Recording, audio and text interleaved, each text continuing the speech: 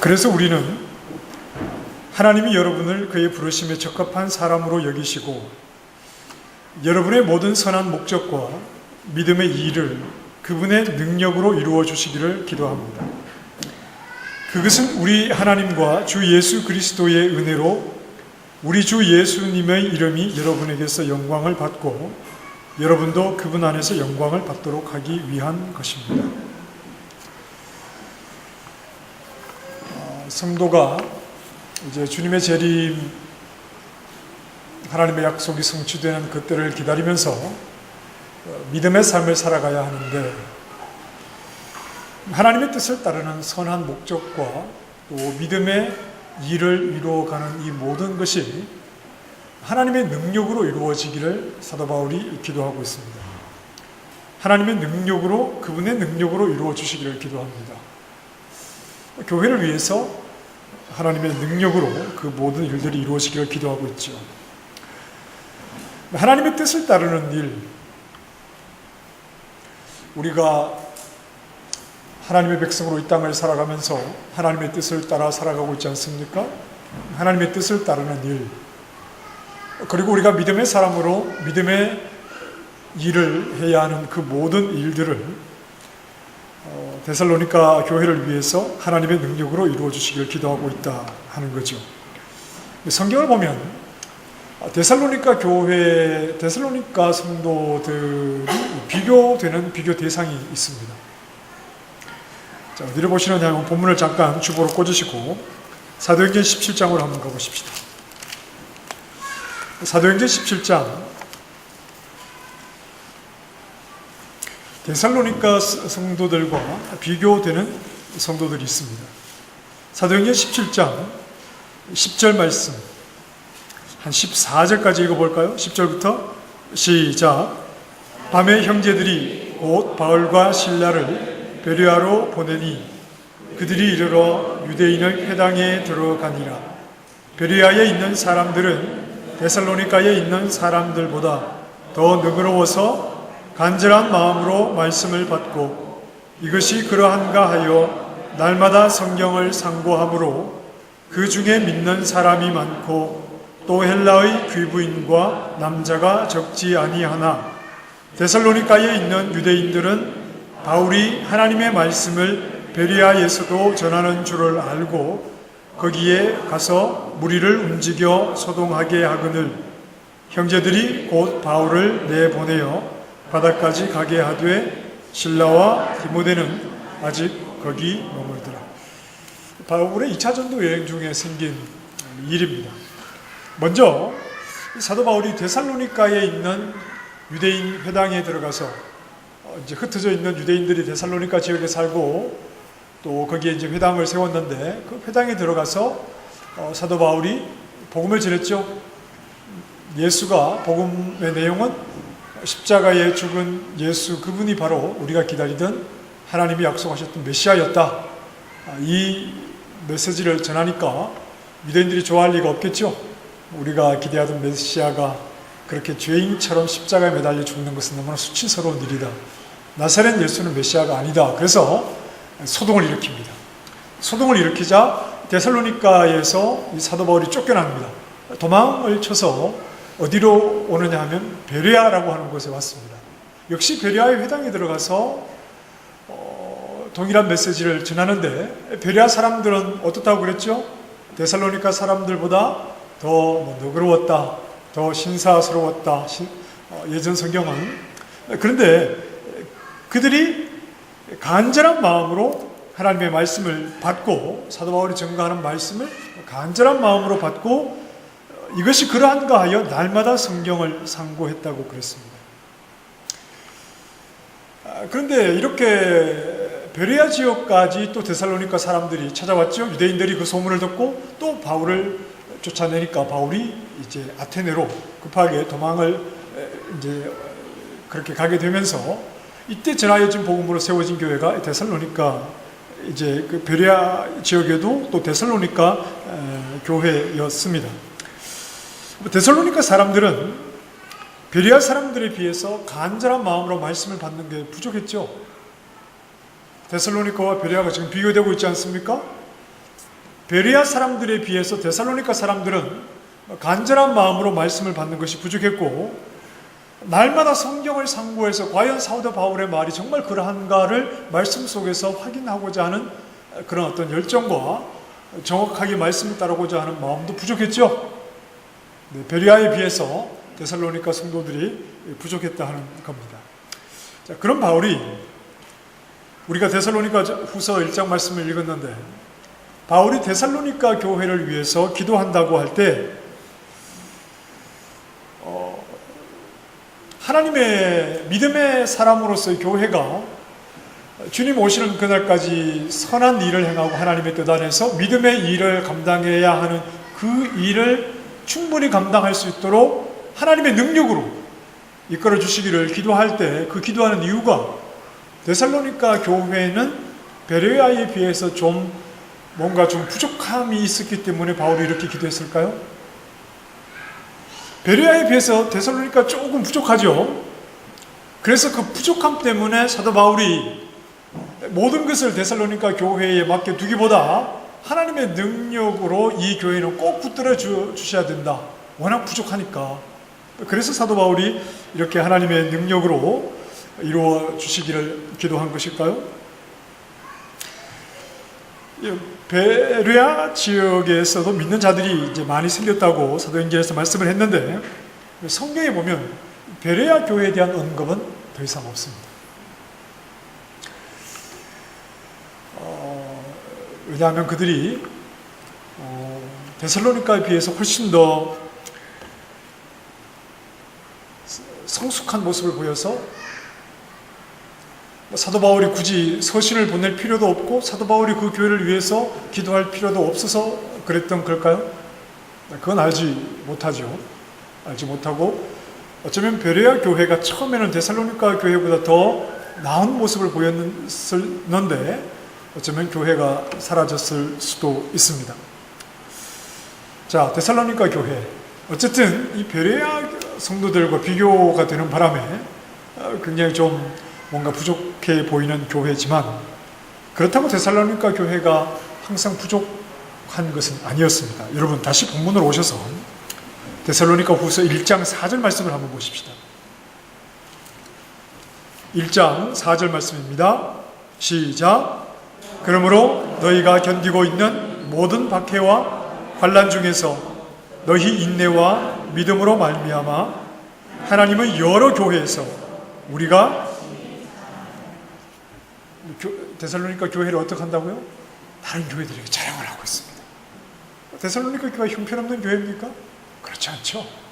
그렇지 않고 특별히 박해와 어려움 속에서 믿음을 지켜가고 있는 그 모습이 다른 박해와 또 어려움을 당하고 있는 교회들에게 자랑거리가 될 만한 이 데살로니가 교회는 굉장히 성숙한 그런 교회의 모습을 보여주고 있습니다.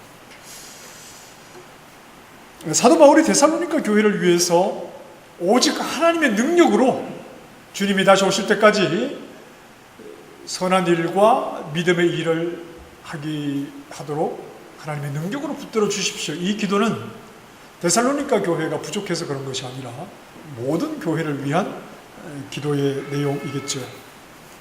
교회란 하나님의 모든 약속이 성취되는 그날, 예수님이 다시 오시는 그날까지 철저하게 하나님의 능력에 붙들려야 하는 교회입니다. 하나님의 능력에 붙들린다는 말은 하나님의 능력이 주체라는 말이죠. 하나님의 능력이 이끌고 가셔야 하는 교회가 모든 주님의 재림을 기다리는 교회의 모습이다 하는 겁니다. 물론 데살로니가 교회는 그 지역에 있던 유대인들이 굉장히 거칠었습니다. 그리고 굉장히 좀 과격했죠. 그래서 데살로니가 지역에 있는 일부 유대인들과 다수의 헬라인들이 모여서 구성된 교회가 데살로니가 지역의 유대인들에 의해서 박해를 받았던 것은 우리가 충분히 생각을 해볼 수 있습니다. 그래서 데살로니가 전후서의 박해와 관련된 말씀들이 굉장히 자주 나타나고 있습니다. 자, 그러나 그런 박해 속에서도 믿음을 지켜나가는 모습이 또 다른 박해 속에 있는 교회들에게 도전이 되고 모범이 되었는데, 데살로니가 교회가 그들에게 찾아온 박해와 환난을 견뎠다고 할 때 성경은 1장 4절 말씀에서 믿음과 인내와 믿음으로 견뎌냈다. 그들에게 박해가 환난이 찾아올 때 그들이 인내하고 그리고 믿음으로 그 박해를 잘 견뎌냈다고 이렇게 말씀을 합니다. 자, 박해와 환난을 우리는 예수님을 믿으면서 별로 경험해 보지 못했습니다. 그렇죠? 예수님을 믿는 것 때문에 박해와 환난을 여러분 경험해 보셨나요? 막 죽음, 목숨의 위협을 느끼면서 그렇게 신앙생활을 하고 계십니까? 그렇지는 않습니다. 그러나 우리가 충분히 역사 속에서 또 우리가 생각해 볼 때 박해와 환난이 찾아올 때 그것을 인내하며 견뎌내는 과정은 굉장히 힘든 과정이라는 것을 우리는 너무나 잘 알고 있습니다.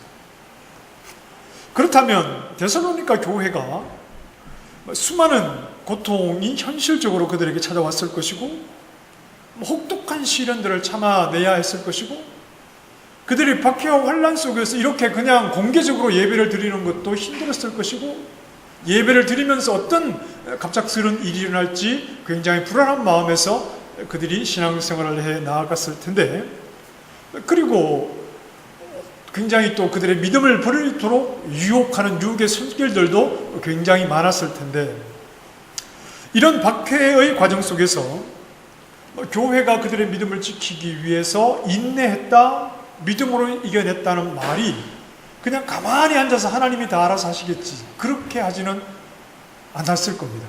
그렇지 않겠습니까? 그냥 가만히 앉아서 하나님이 다 알아서 하실 거야 이렇게만 하지는 않았을 거고 그들은 누군가 자신들을 뒤쫓을 때 다급한 마음으로 도망을 쳐야 했을 수도 있고 또 예수님을 믿는다는 것 때문에 찾아오는 그런 경제적인 불이익과 사회적인 부당함에 대해서 그들은 억울함을 호소할 데가 없어서 눈물로 또 시간을 보냈을 수도 있고 재산을 잃어버릴 수도 있고 많은 것을 잃어버리는 그런 굉장히 현실적으로 인내하며 그들의 믿음을 지켜냈던 교회입니다. 자, 그런데 사도 바울은 충분히 그들이 믿음을 지켜내기 위해서 얼마나 현실적으로 어려웠을까 하는 부분을 또 그들이 얼마나 애를 썼을까 하는 부분을 알 수 있지만 사도 바울은 박해와 환난 중에 있는 교회가 그 고난을 끝까지 참아낼 수 있도록 하나님의 능력으로 붙들어 주시기를 기도하고 있다는 겁니다. 하나님의 능력으로 붙들지 아니하시면 교회가 결코 그 어려움을 견딜 수 없다는 것을 알고 있기 때문에 이렇게 기도를 하는 것이죠. 자, 오늘 제가 이 본문을 가지고 한 가지 생각을 해볼 것은 교회가 이 땅에서 믿음을 지키며 살아가는 이 일이 하나님의 주권에 대한 부분인가 성도의 책임에 대한 부분인가 하는 좀 이런 부분을 잠깐 좀 생각을 해보려고 합니다. 박해를 받는다는 것은 하나님을 믿고 있는데 박해를 받는다는 것은 하나님이 안 계신 것 같은 현실입니다. 하나님은 살아계시고 그분의 선하신 뜻 안에서 이 세상을 운행하고 계시는데 그 하나님을 고백하는 사람들이 하나님을 알지 못하는 사람들에 의해서 고통을 당하고 죽임을 당한다는 사실은 그 현실은 하나님이 안 계신 것 같은 현실 아닙니까? 그렇죠? 그럼에도 불구하고 그들은 하나님이 안 계신 것 같은 상황에서 막 나를 잡으러 오는데 하나님 앞에 기도하면 그 자리에서 그 사람이 사라지는 게 아니지 않습니까? 도망을 쳐야 되는 것 아닙니까? 숨을 헐떡거리고 하나님을 믿는 상황이지만 하나님이 살아계신 것이 확인되지 않는 상황에서 데살로니가 교회는 마치 하나님이 안 계신 것 같은 상황, 하나님의 도우심이 직접적으로 나타나지 않는 그 상황에서 자신이 살기 위해서는 자신이 할 수 있는 최선을 다해야 되는 이런 상황입니다. 여기에 대해서 사도 바울이 하나님의 능력으로 저들을 지켜주십시오라고 기도할 때 하나님의 능력이라고 하는 것은 눈에 보이게 나타나지 않습니다. 박해의 상황 가운데 나타나지 않습니다. 그럴 때 과연 이 상황에서 하나님께서 교회가 이 땅에서 믿음을 지키며 살아가는 것이 하나님의 주권에 대한 부분인가 아니면 성도들의 책임에 대한 부분인가 하는 부분을 좀 생각을 해 보자는 거죠. 하나님이 하시는 일이니까 성도는 가만히 있으면 하나님이 다 알아서 하시느냐, 아니면 성도 개인이 최선의 노력을 다해서 믿음을 지키고 구원에 이르기까지 달려가야 하느냐, 또 그런 부분입니다. 이런 말을 합니다. 진리의 균형. 혹시 여러분 들어보셨습니까? 한번 따라서 해보십시다. 진리의 균형. 네, 진리의 균형이라는 말은 하나님의 주권과 성도의 책임 사이에 균형이 있어야 된다, 이런 말입니다. 한쪽만을 일방적으로 강조해서는 안 된다는 말이죠. 진리의 균형, 하나님의 주권과 성도의 책임 사이에 균형을 맞춰야 된다. 그 어디가 균형인지는 말하는 것이 쉽지는 않겠죠. 우리가 잘 알다시피 칼빈주의자들은 어디에다 무게를 둘까요? 하나님의 주권 쪽에 무게를 둡니까? 성도의 책임 쪽에 무게를 둡니까? 우리 교회는 칼빈주의, 개혁주의 교회이죠. 칼빈주의자들은 하나님이 하시는 일을 많이 강조하죠. 저 또한 그렇습니다. 하나님께서 마지막 심판날까지 그분의 능력으로 자기 백성을 보호하시는 쪽에 우리는 무게를 많이 두고, 반면에 알미니안들은 어디에다 무게를 두죠? 사람의 책임에 대해서 무게를 많이 두죠. 그래서 마치 구원도 사람의 학위에 사람에 따라 결정이 되는 것처럼 그런 뉘앙스를 풍길 때도 많습니다. 성도들이 스스로 견뎌내는 것이 필요하고 그것이 중요하다. 그런데 누군가 이렇게 말합니다. 이미 진리의 균형은 깨어졌다 그랬습니다.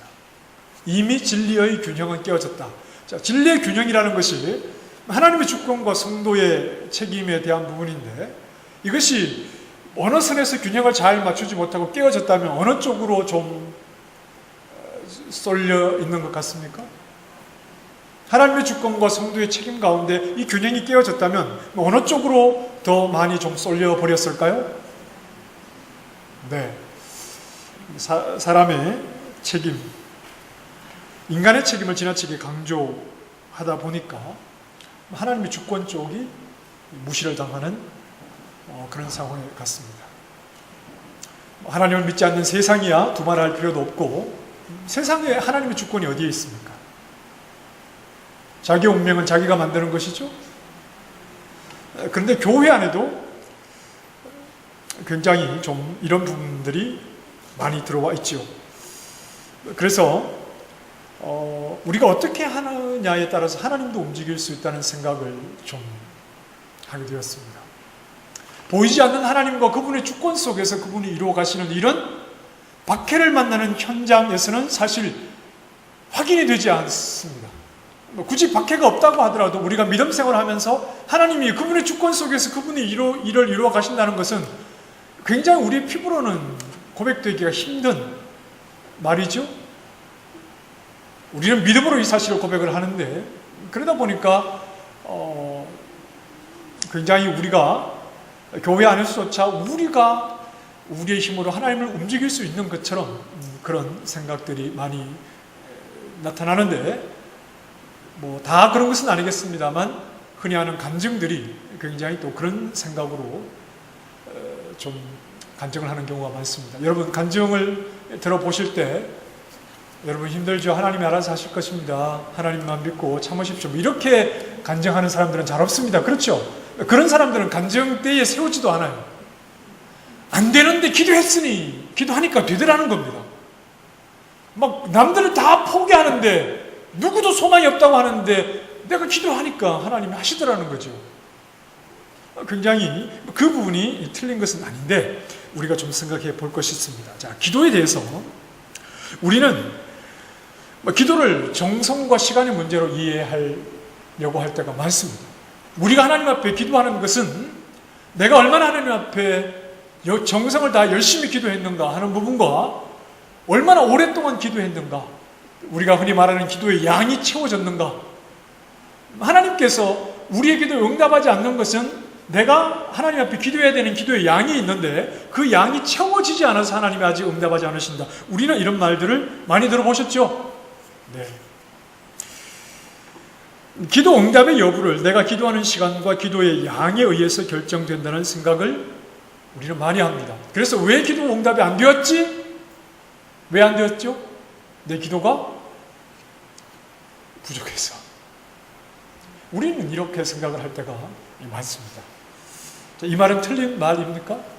여러분, 저는 이 말이 틀렸다고 절대 생각하지 않고, 특히 호주 같은 곳에서 살고 있는 우리에게는 정말 강조되어야 될 부분입니다. 우리는 하나님 앞에, 제가 예전에도 한 몇 년 전에 한번 말씀드린 기억이 있는데, 우리 호주에 있는 한인교회, 다른 교회는 모르겠고 우리 교회의 특징은 간절함이 없어요. 간절함이. 하나님 앞에 간절하게 매달리는 것이요, 부족해요.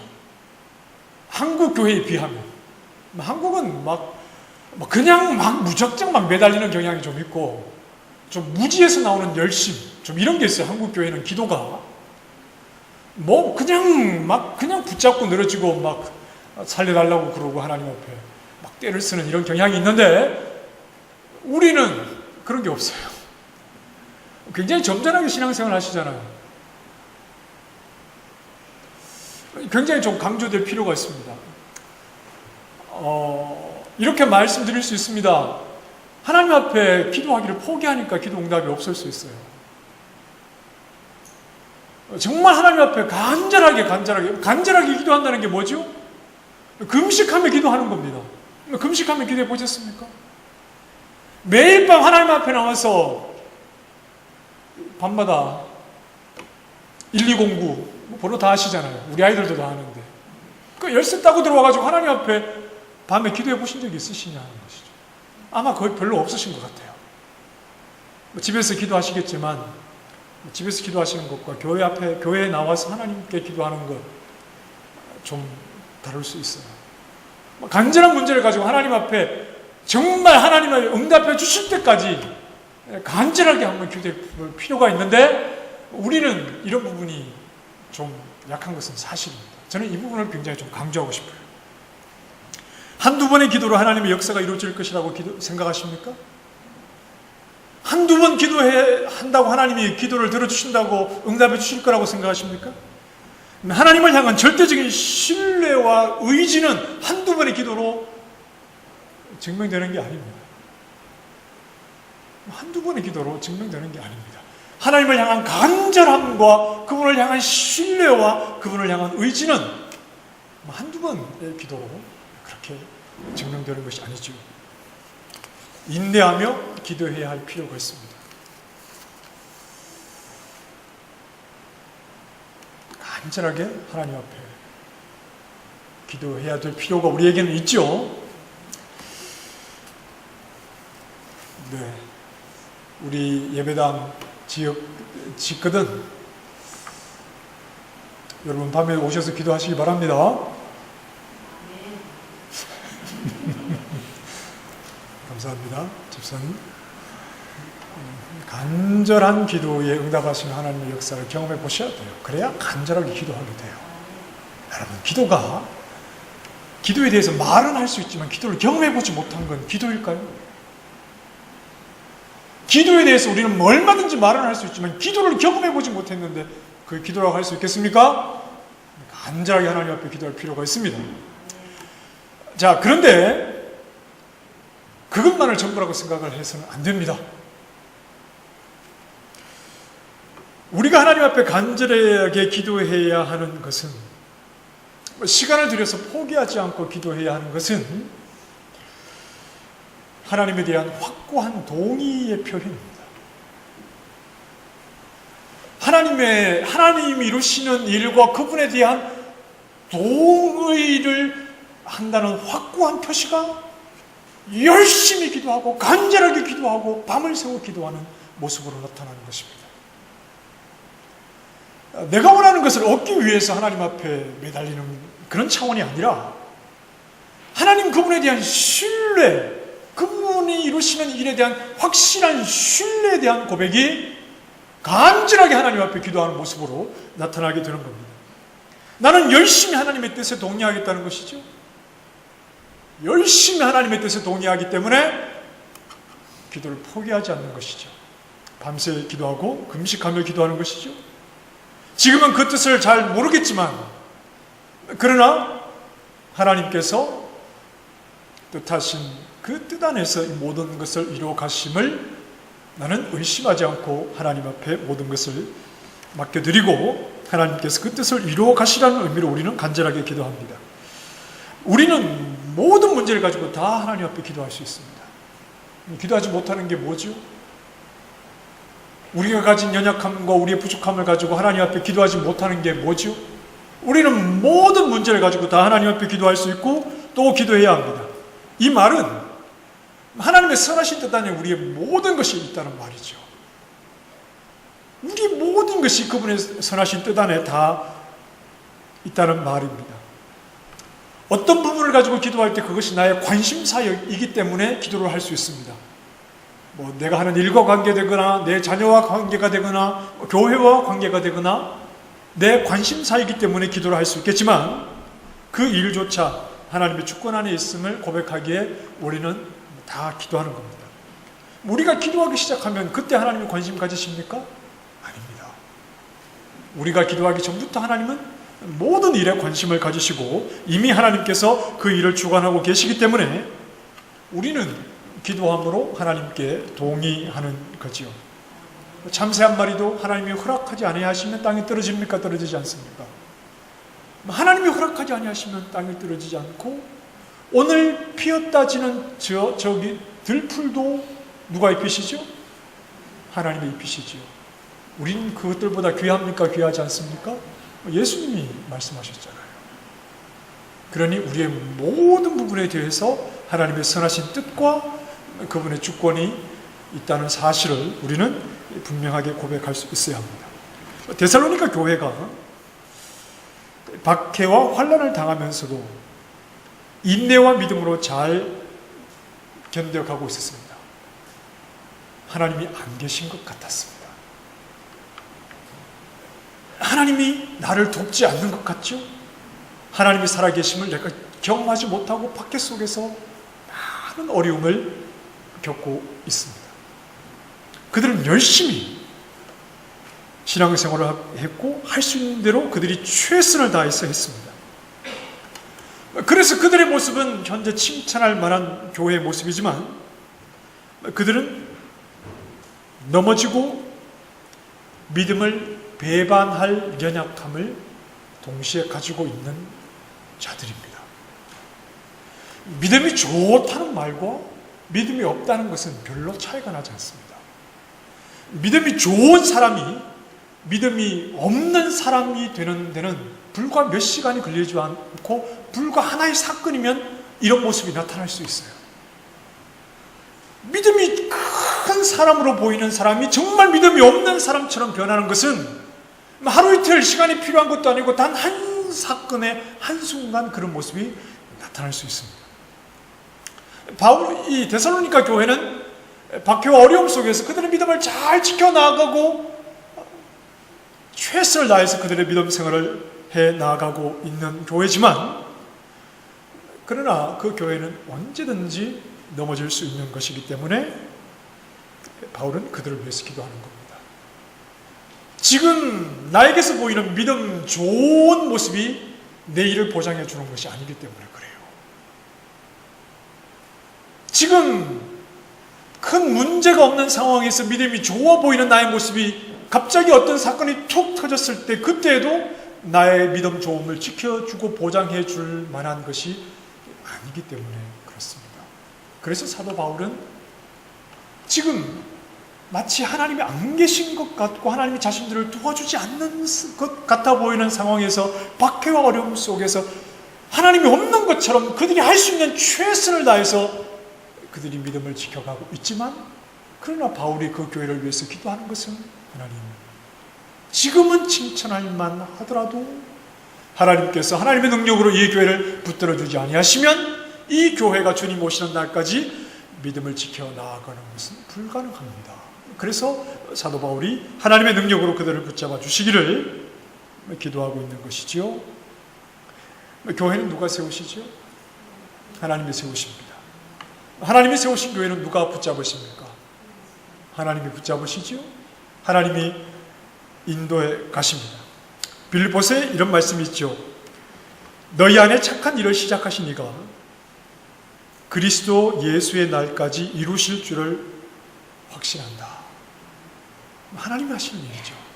너희 안에 착한 일을 시작하신 이가 그리스도 예수의 날까지 이루어내실 줄을 확신한다.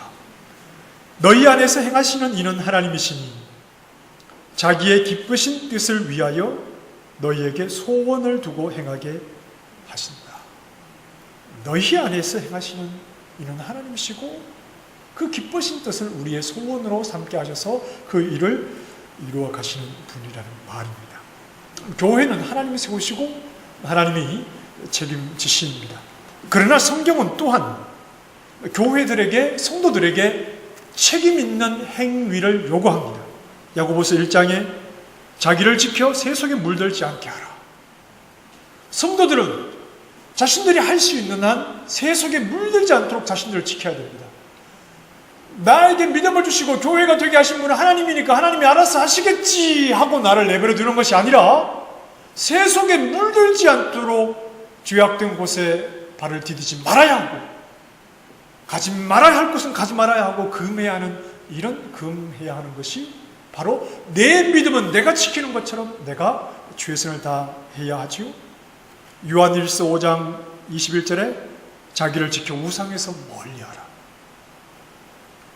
자기를 지켜 우상에서 멀리하라. 우상을 섬기는 자들과 또 그들과 함께 교제하고 그들 속에 들어가고 우상을 섬기는 자리에서도 하나님이 다 알아서 하시겠지. 그게 아니라 우상을 섬기는 자들과 그들의 정신에서 멀어짐으로 자기를 지키는 일은 자기가 해야 하는 일이죠.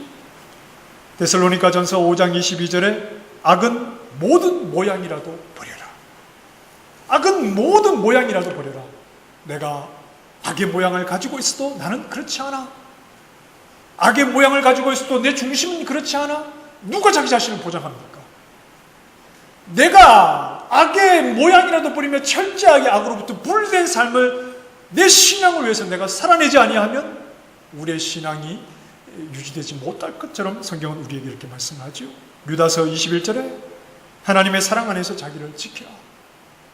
하나님의 사랑 안에서 자기를 지키고 하나님의 사랑 안에 그 하나님의 사랑을 깨닫고 하나님의 사랑을 아는 자답게 그 사랑을 전하는 자가 되므로 자기의 믿음을 지켜 나아가는 일. 이렇게 성경이 교회들에게, 성도들에게 책임 있는 행위를 요구할 때 이 모든 일은 내 신앙을 지키기 위해서 내가 해야 하는 일들로 우리에게 철저하게 말씀을 하고 있습니다. 교회들의 책임 있는 행동과 성도들에게 최선을 다해서 믿음의 길을 지켜 나아가야 하는 것에 대해서 성경은 침묵하고 있지 않습니다. 그냥 하나님이 다 알아서 하실 거야. 너희 안에 믿음을 주신 분은 하나님이시니까 너희가 대충 살아도 하나님이 다 구원해 내실 거야. 이렇게 말씀하지 않고 내 신앙을 내가 지키지 않으면 결코 내 신앙이 주님 오시는 그날까지 유지되지 않을 것처럼 철저하게 우리의 행실에 대해서, 우리의 행위에 대해서 책임 있게 살아갈 것을 우리에게 요구합니다. 자, 그렇다고 성경이 교회들에게 요구하는 내용들은 교회가 홀로 감당해야 하는 부분이 아닙니다. 성도들 홀로 감당해야 하는 부분이 아니죠.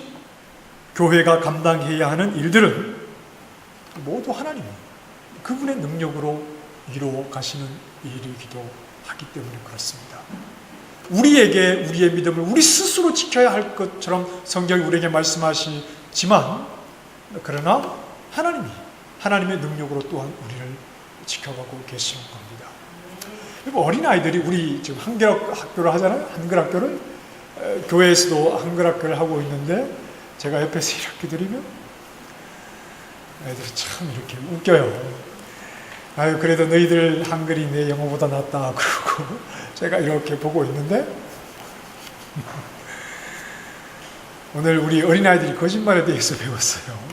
거짓말 이렇게 읽고 선생님이 거짓말이 뭐죠? 그랬더니 예, 거짓말은 이런 거예요. 그러면서 거짓말 했어요. 그랬더니 예, 했어요. 그러고 막 이때 아이들은 뭐든지 많이 한걸 막 이렇게 자랑스럽게 생각하잖아요. 그래서 예 했어요, 저도 했어요, 막 4번 했어요, 5번 했어요 그랬는데, 네, 참 귀엽기도 하고, 글을 쓰지 못하는 아이들이 글자를 쓴다고 생각해 보십시다. 자, 하나님을 쓰는데 하나님을 알지 못하니까 아이들이 연필은 잡고 있지만 하나님을 아이들이 쓰려고 하지요. 쓰려고 하는데 잘 히읗을 어떻게 해야 되는지, R을 어떻게 그려야 되는지 잘 몰라서 연필을 쥐고 있는 그 손을 선생님이 다 쥐고 쓰지요. 하나님 이렇게 씁니다. 누가 쓰는 거죠? 선생님이 쓰는 거죠. 그럼 아이는요? 선생님 알아서 하세요 그러고 있습니까? 자기도 쓰려고 최선을 다하는 겁니다. 나는 그림을 그리려고 하는데 선생님이 막 글을 쓰려고 하니까 막 그렇게 하는 겁니까? 아니지 않습니까? 아이는요, 글을 쓰고 싶어요. 그런데 스스로 쓸 능력이 없어요. 그러나 글을 쓰고 싶다는 전적인 동의가 있기 때문에 그 손을 자기 의지와 함께 선생님에게 맡겨 드리는 거지요. 그래서 선생님이 써가는 겁니다. 교회는 믿음으로 살아가기 위해서 최선을 다하고 그 의지를 가지고 있어야 됩니다. 내가 이 세상에서 믿음을 지키기 위해서 환난과 박해 속에서도 어떤 유혹과 어떤 두려움이 와도 내 믿음을 지키기 위해서 내 의지로, 그리고 하나님께서 세우신 하나님의 교회를 반드시 이루어 가실 줄 믿고 내 의지를 최선을 다해서 하나님이 이루신 일에 동의를 해야 하고, 하나님은 그들을 붙잡으시고 하나님이 원하시는 그 뜻을, 하나님의 뜻을 따라 선을 이루시고 믿음의 일을 이루도록 하나님께서 그 교회를 이끌어 가시는 겁니다. 자, 만약 진리의 균형이 깨어졌다면,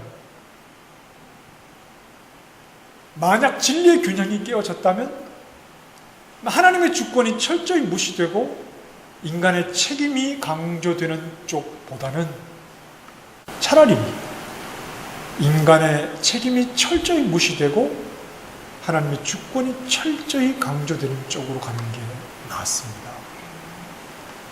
하나님의 주권이 지나치게 강조되고 인간의 행위와 그 책임이 지나치게 소홀히 여겨지는 것이 훨씬 더 바람직합니다. 우리의 힘으로 모든 것을 할 수 있을 것처럼, 내가 하기에 모든 것이 달린 것처럼, 구원조차도 내가 하기에 달린 것처럼 이렇게 주제넘고 건방지게 생각을 해서는 안 되지요. 어느 정도 선에서 균형을 맞춰야 되겠지만 만약에 그 균형이 깨어진다면 인간의 책임, 인간의 능력, 인간의 하는 이 모든 부분에 대해서 지나치게 소홀히 여기고 하나님이 그분의 주권으로 이루어가시는 부분을 지나치게 강조하는 편이 훨씬 더 성경적이고 이것이 더 바람직하다고 볼 수 있겠습니다. 교회는, 성도는 하나님의 능력으로 시작되었고 하나님의 능력으로 붙잡고 계시고 그리고 하나님의 능력으로 완성하실 것입니다. 그러니 우리는 하나님의 뜻 안에 우리의 모든 것이 있는 줄 알아 하나님이 이루어 가실 그 일에 동의하는 차원에서 기도하기를 멈추지 말아야 합니다. 부지런히 기도하셔야 됩니다. 우리 더 간절하게 기도해야 되지 않을까요? 하나님이 이루어 가시는 일을 확신한다면, 그분의 능력으로 하나님의 교회를 붙잡고 이끌어 가신다면 우리는 그분이 하시는 일에 모든 것을 맡겨드리며 우리는 더 간절하게 기도해야 되지 않겠습니까? 주님을 향한 나의 동의가 기도로 표현되기를 바랍니다. 하나님께서 그의 교회를 잡으시고 이루어 가시는 그 모든 일에 전적으로 나의 모든 것을 맡겨드리면서 철저하게 기도하는 가운데 그의 능력으로 모든 일을 이루어 가시는 하나님을 더욱더 고백하는 믿음의 신실한 종들이 되시기를 원합니다. 기도하겠습니다. 하나님의 능력이 하나님의 교회를 붙들어 모든 일을 이루어가고 계시는 줄 알아 할 수 있는 대로 우리가 최선을 다해 하나님께 맡겨드리게 해주시고, 당장 하나님의 일하심이 눈에 보이지 않는 것 같아도 철저하게 하나님을 고백하며 기도하며 하나님을 신뢰하는 믿음의 종들 되게 하여 주시기를 원합니다.